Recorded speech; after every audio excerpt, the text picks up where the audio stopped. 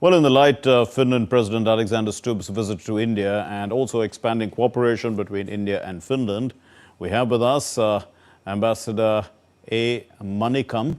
He's a former Indian ambassador to Finland, joining us from Delhi. And Vivek Mishra is a visiting fellow at the Observer Research Foundation, also joining us from Delhi. Thank you very much, gentlemen, for being with us. Ambassador Manickam, how does President Stubb's first state visit as the head of state of Finland reshape, the diplomatic relationship between India and the Nordic region? Thank you very much for giving me an opportunity to speak. For the Prime Minister of Finland, Mr. Alexander Stubb, India is not new. During my time in 2010-14, he was a foreign minister. He had visited India almost every year. And he is a great admirer of India.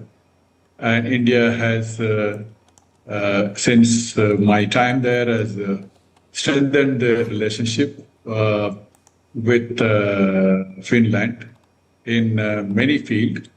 There is a lot India can benefit from the technology, and also one of the main foundation of the relationship is in the telecommunication industry. Right. If you recollect Nokia. Yes. Nokia phone was once upon a time the most popular in the world and in India.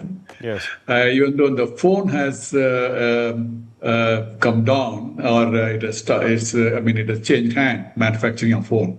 But the telecommunication equipments which are used in the telecom industry in India are manufactured by the Nokia. And interestingly, the software engineers support is done by some of the leading Indian companies like TCS, Infosys, Wipro, and others. So there's a large number of Indian IT personnel who are working for Nokia. So this is one of the main.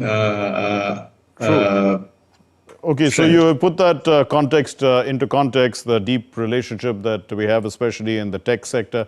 But Dr. Mishra, how is Finland's growing partnership with India perceived within the broader EU, especially when there's such a lot of shifting geopolitics and various other interests there? Well, thank you for having me. I think one of the important things in the context of India-Finland relations is really trade and newer aspects of trade, particularly technology, sustainability. So we have elevated the relationship to strategic relationship, particularly in digitization and sustainability. I think those are two key focus areas for the future of the relationship, but not just this relationship, but I think the broader contours on which I think the emerging economies are moving. And I think there was a great assertion in Prime Minister Stubb's speech where he highlighted the importance of India as an economy and reasserted the external affairs comments earlier that the Europe needs to rebalance with Asia, and particularly with India. So I think in that context, it's an emerging relationship. Yes, he's the head of state. He's President Stubb, might I just add. Right. Ambassador Manickam, what concrete opportunities do you see then, these MOUs that have been signed, environment, mobility and things like that?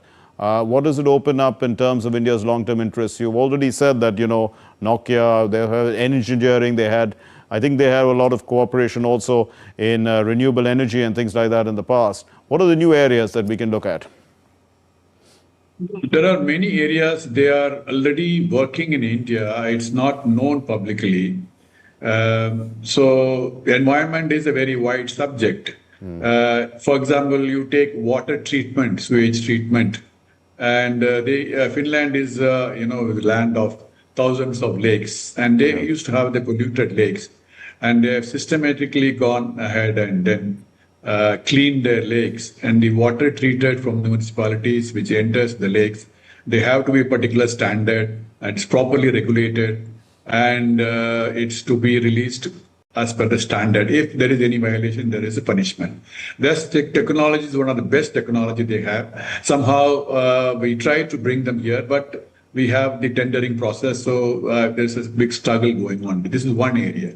Sewage is one area, I said. Then the many in that field, for example, forest maintenance.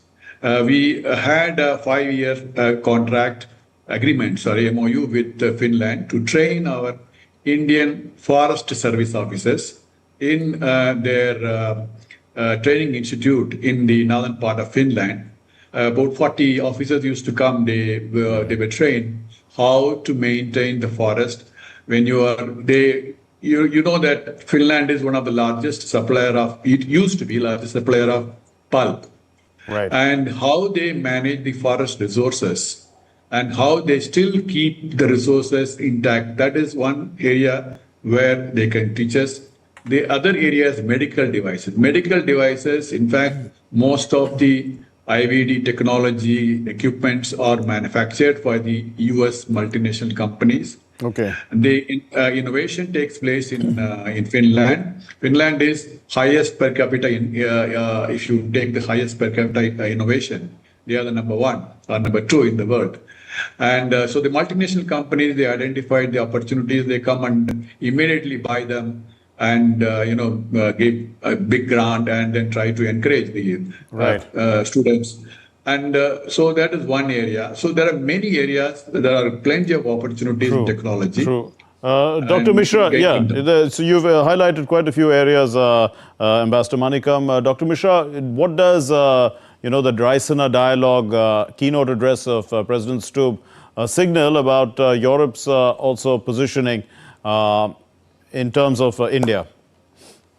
I think there was a clear signal that, countries of Europe are looking to the global south, and particularly you can hear that conversations even before in how the conversations of G7 are now about G20, and Europe is about the Asia Pacific and the global south and the Indo-Pacific. So I think those conversations were already there, but I think what President Stubb's remarks really underscored is the urgency of it. And I think he tethered the idea of growth to global south with India in between. And I think to my mind, that stood out significantly. And those, the strong trends really that he highlighted were in technology, AI, quantum computing, where I think the technology that European countries, and particularly Finland, can bring, and the scaling capacity that India can bring, can really conjoin to become unique opportunities for both countries.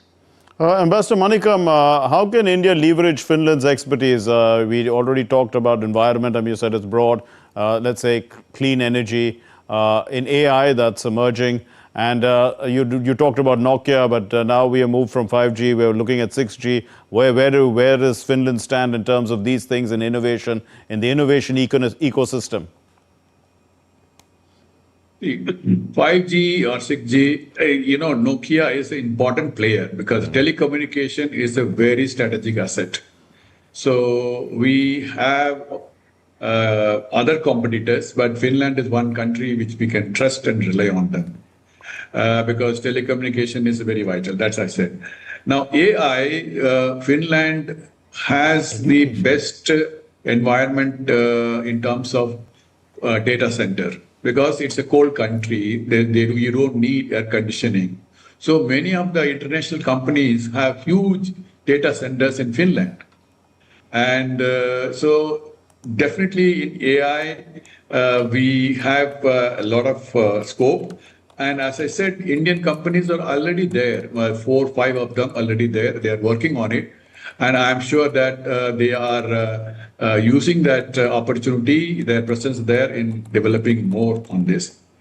And the other area where I would like to come back is the treatment of waste management. That is also Finland has got best technologies. Right. And that we can learn from them a lot in that field. Right. Also, Dr. Mishra, Prime Minister says that, Finland is a role model actually in the field of education. To what extent, can the two countries collaborate in taking the education sector forward? So I think there's a definitive force in what the Prime Minister has highlighted, particularly because of the context and the global context, and particularly of the United States. I think there is a talent mobility agreement that has been signed, and particularly education is at the center of it, because if you have seen the numbers that are naturally aligned with the West are going down, I think there's recalibration in terms of where India wants to diversify its talent and people mobility, and I think Finland is right at the center there. So in that regard, I think it is really important that we diversify not just our supply chains, but also our talent mobility, and education sector is also very, very relevant in that context. Ambassador Manickam, also could, Finland and India cooperate in critical minerals, semiconductors and things like that? Could it help Europe's supply chain resilience? Because, I mean, after all, there's only one country that seems to be dominating this sector, and that's China. I mean, you were talking more largely about technology and telecom and things like that. That's why. Yeah, I forgot to mention one important area, that is ocean technology, ocean development.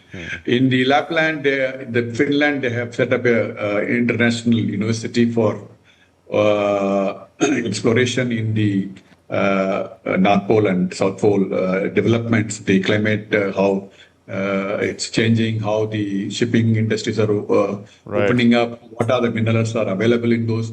So they already are working on it, and we had an MOU, I don't know whether it's still there. Our Department of Ocean Development used to train our officers there, and they used to go for attachment. And we were also trying to buy from the ice-breaking ships, because they manufacture one of the best Arctic research interests, the Arctic research areas. Yes, they have Arctic. This was is the one area where we can definitely develop. As for the minerals concerned, I don't know whether they have any mineral resources. But mining technology, they have the best technology.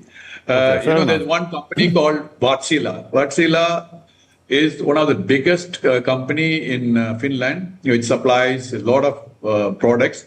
L&T is having a very strategic relationship with them, and it's not published information. It's not published outside, but cooperation between L&T and Wärtsilä is a big business which is going on. A final word from you, Dr. Mishra. So Finland also supports India as a permanent member of the UN Security Council. To what extent, is all this support going to be brought to bear on changing the UN, about bringing reforms in the UN at the end of the day?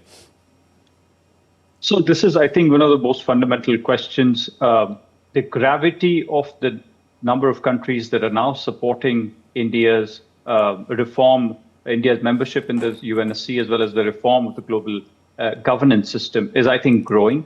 And that is essentially going to hit at the urgency that the world is going to look at with. So I think it's important that more and more countries are now in one camp rather than the other. There only remains a few obstructions in that field in terms of how global governance should be reformed. And I think the fact that it has a very strong context in the fact that G4, just a few, I think last month, revitalized their meetings and added a substantive footnote to the idea that the global governance should be reformed. And I think in that context, this comment is really important. We leave it there. Thank you very much, Ambassador A. Manickam, former Ambassador of India to Finland, and Vivek Mishra, visiting fellow at ORF. Thank you for joining us and helping us understand India-Finland relations in the context of Alexander Stubb's visit to India.